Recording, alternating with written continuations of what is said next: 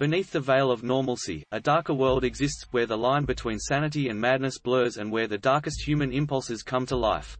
This realm is inhabited by figures that defy comprehension, individuals who hunt not for sustenance, but for the twisted satisfaction of their own psyches. What follows is a chilling list of facts that pull back the curtain on these enigmatic figures, serial killers. Brace yourself for a descent into the psychology and history of the unimaginable. Serial killers often exhibit the MacDonald triad in childhood, bedwetting, cruelty to animals, and pyromania. The FBI defines a serial killer as someone who commits at least 3 murders over a period of time with a cooling-off phase in between. The term serial killer was popularized by FBI profiler Robert Ressler in the 1970s. Most serial killers are male, however, female serial killers tend to use less violent methods like poisoning. Female serial killers are often motivated by financial gain, whereas males usually seek emotional satisfaction. The youngest known serial killer is Amarjit Sada, who was just 8 years old when he committed his crimes in India. Ted Bundy, one of the most infamous serial killers, was highly educated and considered charming by many of his acquaintances. Jeffrey Dahmer was interested in necrophilia and cannibalism, keeping trophies from his victims. Some serial killers have engaged in trophy-taking, keeping souvenirs from their victims as reminders. Aileen Wuornos, a female serial killer, claimed that her murders were acts of self-defense against sexual assault. Ed Gein, who inspired the movie Psycho, made furniture and clothing from human remains. Many serial killers are highly intelligent, with IQs often above average. Albert Fish, a notorious killer, was also a cannibal and claimed to have victims in every state. H. Holmes, considered America's first serial killer, constructed a murder castle with secret chambers for killing his victims. Killers like Charles Manson used psychological manipulation to get others to commit murders on his behalf. Dr. Harold Shipman, a British general practitioner, is suspected to have killed over 200 of his patients. Social, economic, and cultural factors can also play a role in the development of a serial killer. Some serial killers claim to hear voices or have visions that instruct them to kill. Often, serial killers are products of very dysfunctional families with histories of abuse and neglect. The Zodiac Killer, who was never caught, taunted police and journalists with letters and ciphers. David Berkowitz, known as Son of Sam, initially claimed that a neighbor's dog commanded him to kill. Some killers show signs of personality disorders, most commonly antisocial personality disorder. Albert DeSalvo, the Boston Strangler, was sentenced to life in prison but was murdered by an inmate 6 years later.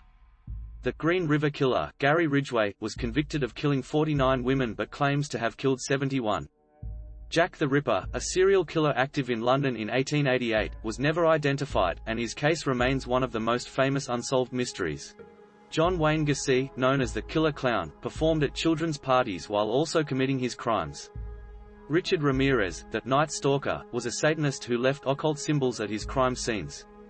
The BTK Killer, Dennis Rader, evaded capture for decades and was a president of his church council. Carl Panzram confessed to 22 murders and numerous other crimes but was only convicted of 1. The psychological profile of a serial killer often includes a lack of remorse or guilt. Some researchers believe that brain injury can contribute to violent behavior in serial killers. Many serial killers have a history of serving in the military, though most military personnel never become criminals. Statistics indicate that serial killers often target victims who are vulnerable or marginalized. The Freeway Phantom killed 6 young women and girls in Washington, D.C., in the early 1970s but was never caught. Andrei Chikatilo, a Russian serial killer, was convicted of 52 murders and was executed in 1994. Copycat killers mimic the methods of other notorious murderers. FBI's Behavioral Science Unit was among the first to systematically study serial killers to develop profiles. Serial killers can be categorized into organized and disorganized types based on their crime scenes and behaviors. Most serial killers are not reclusive loners but often have families and steady jobs. Ted Kaczynski, the Unabomber, was a math prodigy who mailed bombs to people involved with modern technology. The Grim Sleeper, Lonnie Franklin Jr., was active for more than 2 decades before his arrest in 2010. Peter Sutcliffe, known as the Yorkshire Ripper, was convicted for the murder of 13 women and was a truck driver by profession. Studies have shown that serial killers often have an overbearing or domineering mother and an absent or passive father. Israel Keyes planned his murders years in advance and traveled across the country to find victims. Some experts argue that the presence of specific genes may predispose individuals to violent behavior. Javed Iqbal, a Pakistani serial killer, claimed to have killed 100 boys and was sentenced to death in 2000. Henry Lee Lucas, who was convicted of 11 homicides, later recanted and claimed to be responsible for over 600, although this is widely discredited. Some serial killers engage in post-mortem rituals with their victims, such as posing the bodies in specific ways. Forensic advancements, like DNA analysis, have revolutionized the way serial killers are caught. Tomás de Torquemada, considered by some historians to be a serial killer, was an inquisitor general during the Spanish Inquisition who oversaw the torture and execution of thousands. You've navigated the unnerving corridors of human darkness, a journey that leaves even the most curious of minds tinged with disquiet.